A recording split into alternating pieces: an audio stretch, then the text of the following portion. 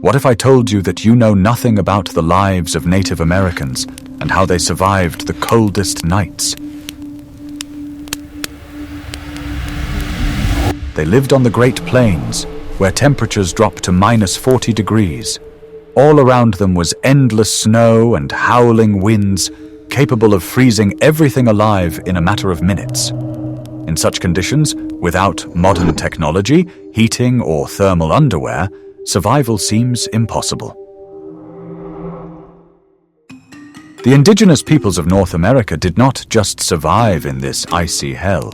They lived, slept, and dreamed, keeping their homes warm and cozy. Their methods were the result of thousands of years of observation and a deep understanding of the laws of nature. It was a whole science, where every element, from the shape of the dwelling to the material of the clothing, played a crucial role. Watch the video to the end to learn how Native Americans turned fur and smoke into a perfect heating system, and why sleeping together was not a tradition, but a vital survival strategy.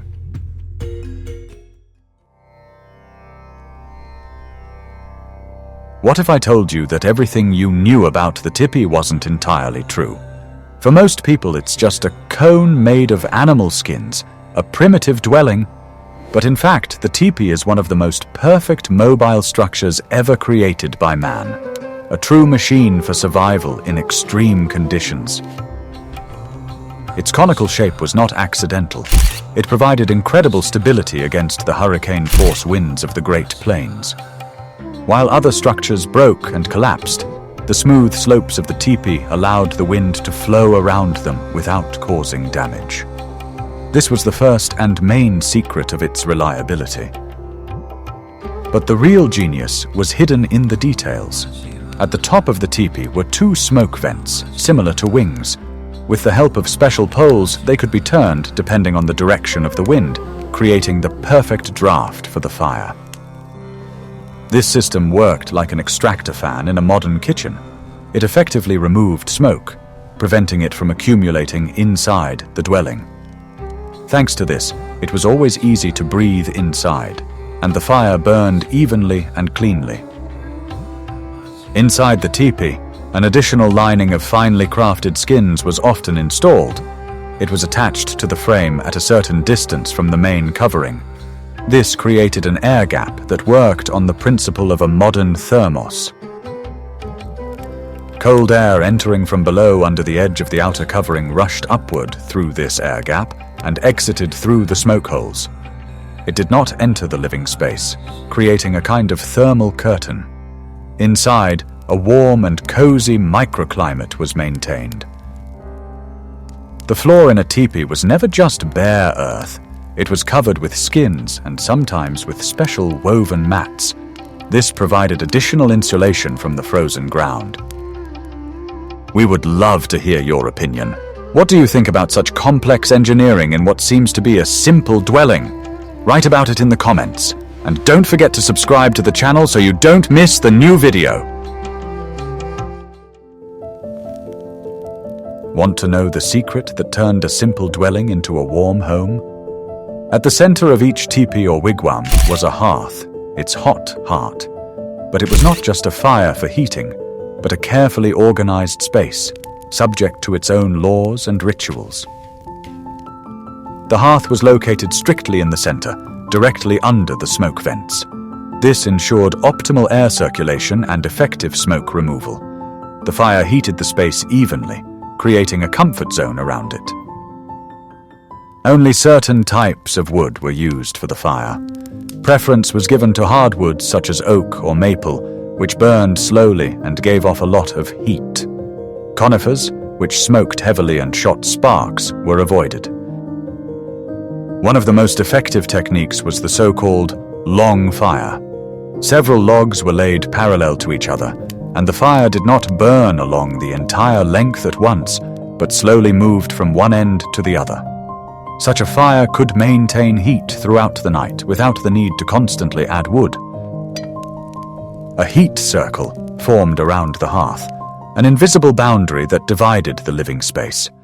The places for cooking and working were located closest to the fire. Further away, in the zone of gentle warmth, were the sleeping places.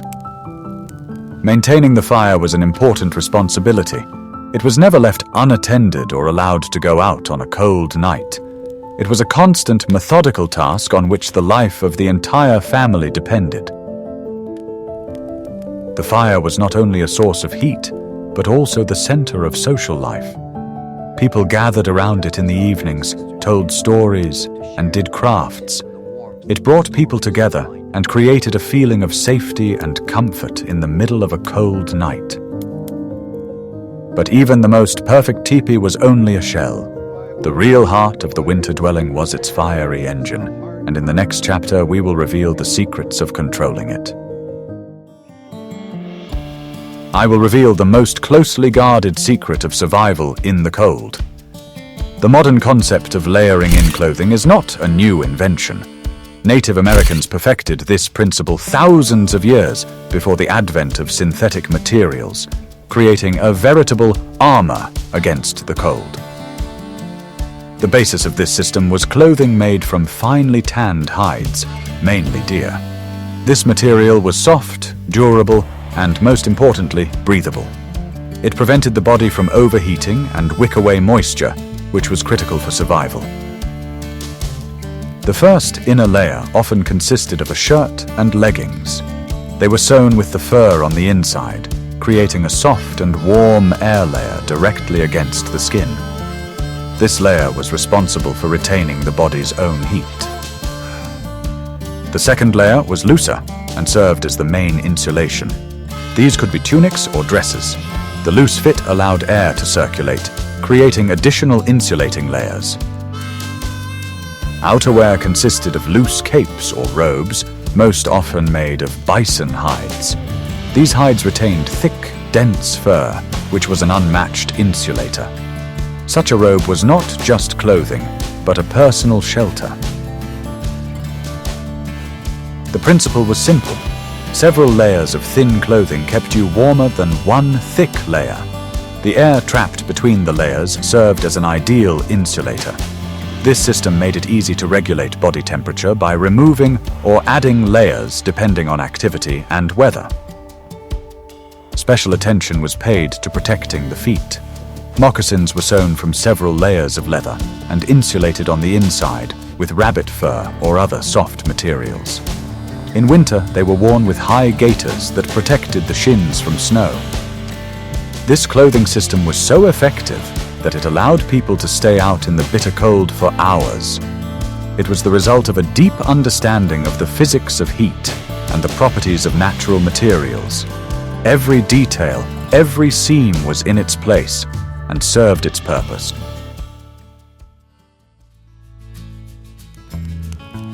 Are you ready to learn the truth about what Native Americans slept on? The sleeping area in a winter dwelling was not just a place to rest, but a carefully designed structure. Its main purpose was to insulate from the icy ground, which was the main source of cold at night. In tepees, sleeping areas were located along the perimeter, along the walls. They were often low platforms woven from willow twigs. This allowed the bed to be raised above the cold floor and ensured the circulation of warm air. The base of the bed was a thick layer of pine or spruce branches. This springy and fragrant mattress served several purposes at once. It provided softness and, most importantly, created a powerful insulating layer that did not allow the cold from the ground to penetrate. Several layers of skins were laid on top of the branches. The bottom layer consisted of coarse but thick bison skins, which served as additional insulation. They were a kind of waterproof sheet against the cold. The upper layers, on which people slept directly, were made of softer and thinner skins. These could be deer or bear skins, tanned to a velvety texture. They were pleasant to the touch and retained heat well. The same bison robes that served as outerwear were used as blankets. Their thick fur created a cozy cocoon in which one could sleep comfortably, even in the most severe frosts. Sometimes several skins were sewn together to make a large blanket for the whole family. Pillows stuffed with soft grass or bird down were placed under their heads. Sometimes a small piece of wood wrapped in soft fur was used as a pillow. Everything was designed to create maximum comfort. But clothing alone was not enough to survive the freezing night. In the next chapter, you will learn how Native Americans built their sleeping places, turning the cold ground into a warm nest. In many indigenous cultures, especially those who lived in large communal houses such as the Iroquois longhouses, sleeping together was the norm. This was dictated not only by social reasons, but also by purely practical ones. Collective warmth was a powerful tool for survival. The Iroquois longhouse was a huge structure that could house several dozen people. It was impossible to heat such a space with only fires. The main source of heat at night was the people themselves. Sleeping places in longhouses were located on multi-tiered platforms along the walls. Families slept together, in close contact with each other. This significantly reduced the heat loss of each individual. The principle is simple. The more heat sources are gathered in one place, the slower they cool down. Several people sleeping under one large blanket made of animal skins created a stable microclimate around themselves. Their combined heat warmed the space under the blanket much more effectively than the heat of one person alone. Even in the small teepees of the Plains Indians, families often slept together. This was especially important on the coldest nights, when the fire in the hearth died down towards morning. The warmth of loved ones was the last line of defense against the encroaching frost. This approach also saved resources. Instead of providing each person with a separate set of warm skins, several large blankets could be used for the whole family. This was important in conditions where every skin counted. Sleeping together also strengthened social ties within the community. It created a sense of unity, security, and mutual dependence. It was the physical embodiment of the idea that survival was only possible together. Sleeping together was an integral part of winter life. It demonstrated a deep understanding of the laws of thermodynamics and the importance of collective action. It was another brick in the complex survival system of Native Americans. What if I showed you a time machine? We often think that the main cold comes from outside, through the walls.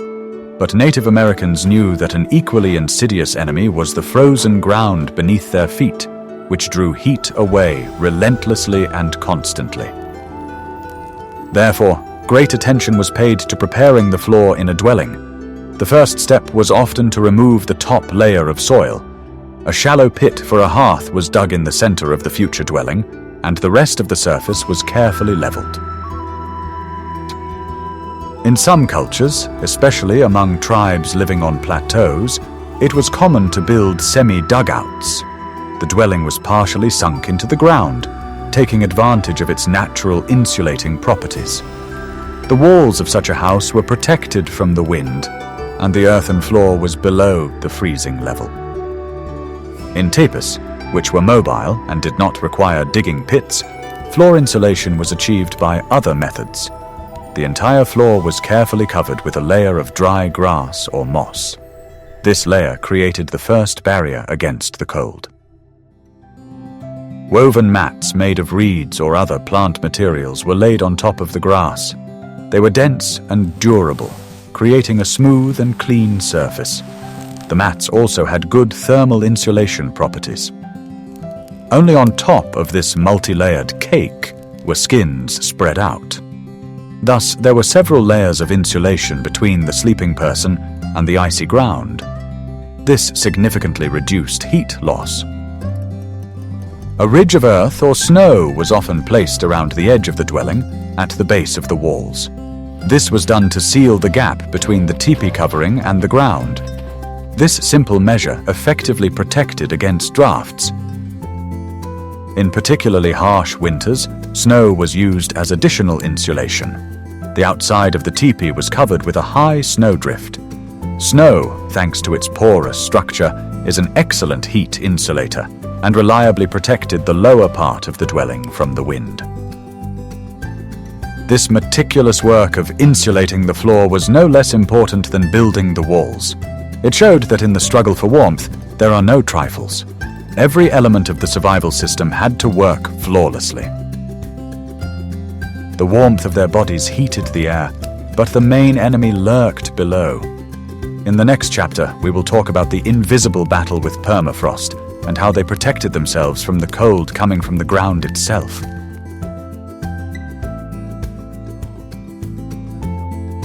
Survival in winter began long before the first snowfall. It began with choosing the right place for a winter camp. This strategic decision determined whether winter would be relatively comfortable or turn into a desperate struggle for survival. The ideal location for a winter camp had to meet several key requirements. First and foremost was protection from the wind. Camps were never set up on open, wind-swept plateaus. Preference was given to deep valleys, gorges, or places located in a river bend. Natural folds in the terrain served as a reliable shield from the icy winds. Dense forests were also excellent shelter. The second most important factor was the availability of fuel. In winter, a huge amount of firewood was needed to keep the fire going. Therefore, the camp was set up in close proximity to the forest, where dry, fallen trees could be found. The availability of a non-freezing water source was the third condition. This could be a fast-flowing stream that did not freeze over or a spring. Carrying water from far away through deep snow would be too labor-intensive. The location had to be safe from natural phenomena. Slopes where avalanches were possible and lowlands that could be flooded during a sudden thaw were avoided. The safety of the community was paramount. The choice of location was a collective decision made by the Council of Elders. The experience of previous years, stories from ancestors, and current observations were taken into account. A mistake in this matter could be very costly. Once the location was chosen, preparations began. Firewood was gathered, sites for dwellings were prepared, and food supplies were stockpiled. By the time the real cold weather arrived, the camp had to be fully ready. This foresight and ability to read the landscape were the keys to a successful winter. The Indians did not fight nature, they used its strengths for their protection. This was the essence of their wisdom. Staying warm is not only about protecting yourself from the cold outside, but also about producing internal heat. The human body is like a furnace that constantly needs fuel. The winter diet of Native Americans was perfectly balanced for maximum energy production. The basis of the winter diet was food high in fat and protein. Fat is the most concentrated fuel for the body. It is slowly absorbed and provides a lot of energy, which is used, among other things, to heat the body. The main source of such food was bison meat, especially for the tribes of the Great Plains. Bison meat is rich in protein, and subcutaneous fat and bone marrow provided the necessary calories. In the fall, they harvested a huge amount of meat to last the whole winter. One of the key products was pemmican. This ingenious invention was a mixture of dried and ground meat, melted fat, and sometimes dried berries. This high-energy paste could be stored for years without spoiling. Pemmican was the perfect survival food. A small piece could sustain a person for many hours. It was indispensable during winter travels or periods when fresh food was scarce. In addition to meat, the diet included nuts and seeds, which are also rich in fats and proteins. They were collected in the fall and stored in special containers. This was an important addition to the meat diet. In coastal and lake regions, fatty fish played a huge role. Salmon, lake trout, and other fish were preserved for future use. They were dried, cured, and smoked. Fish oil was another valuable source of energy. Thus, The fight against the cold was fought on two fronts, external and internal. Proper clothing and shelter protected against heat loss, while proper food ensured its constant production. Only such a comprehensive approach could guarantee survival.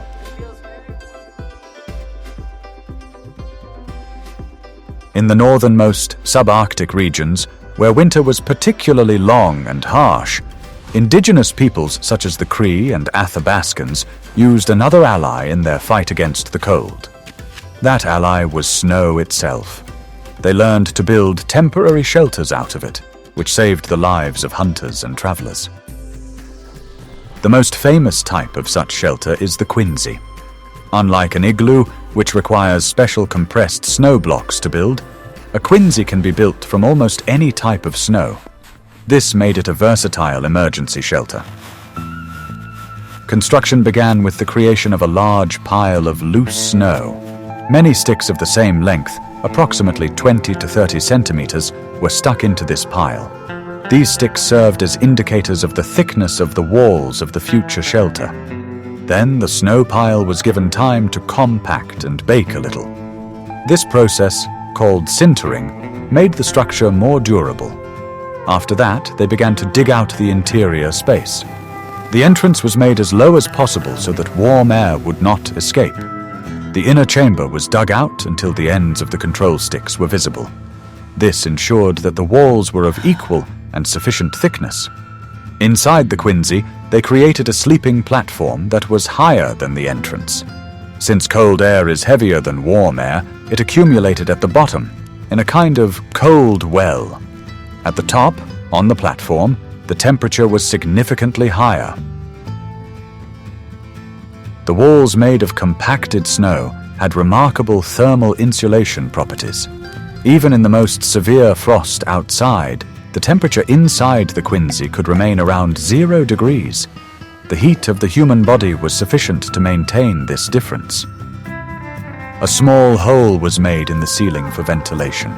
It allowed carbon dioxide to escape and provided a supply of fresh air. Proper ventilation was critical for safety.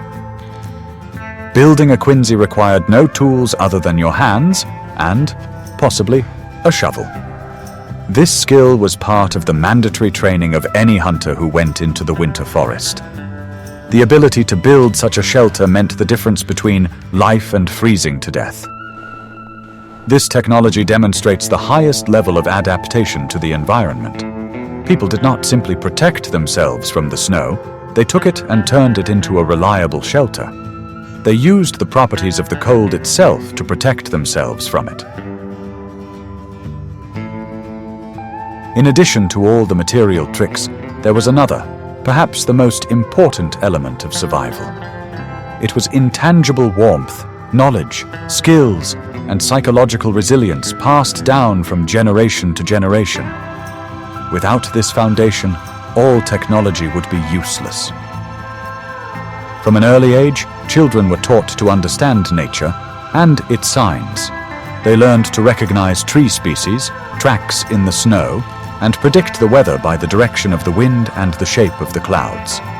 This knowledge was woven into myths, songs, and stories. Each member of the community knew their role in the overall system of survival. Men were responsible for gathering firewood and maintaining order.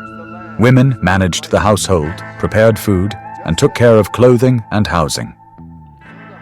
There was a culture of mutual aid and collective responsibility. If one family ran out of supplies, others shared theirs. The understanding that survival was only possible together was the basis of the social structure. Winter was not perceived as a disaster or a curse. It was a natural part of the annual cycle, a time for rest, crafts, and spiritual practices. This psychological attitude helped people endure hardships without despair. People were taught patience and thrift. They knew how to stretch their food and firewood supplies for many months. Wastefulness in any form was considered a serious offense. Survival skills were honed constantly. The ability to quickly build a fire, construct a shelter, or find your way in a blizzard was all part of everyday life. It was not theory, but daily practice. The stories and legends told on long winter evenings were not only entertaining, but also educational. They contained important lessons about survival, morality, and the structure of the world in an allegorical form. This cultural and psychological preparation was the invisible force that allowed people to face winter without fear. They were armed not only with warm furs, but also with a deep confidence in their own abilities. This was their greatest asset. Ultimately, the secret to the survival of Native Americans lay in harmony. Harmony between the construction of their dwellings, their clothing system, their social organization, and their deep respect for the world in which they lived. All these elements worked as a single, well-coordinated mechanism.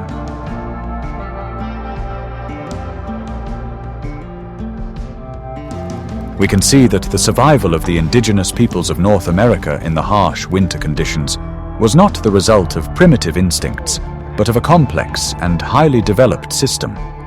Every element of this system, from the smoke vents in the teepees to the composition of pemmican, had been refined over centuries and perfected.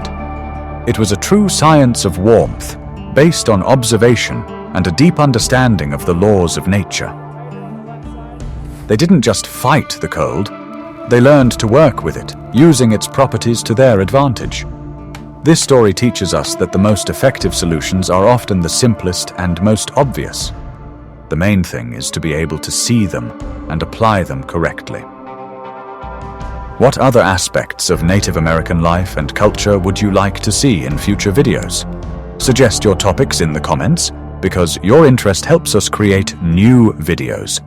And don't forget to subscribe to the channel so you don't miss our future explorations of the mysteries of the past.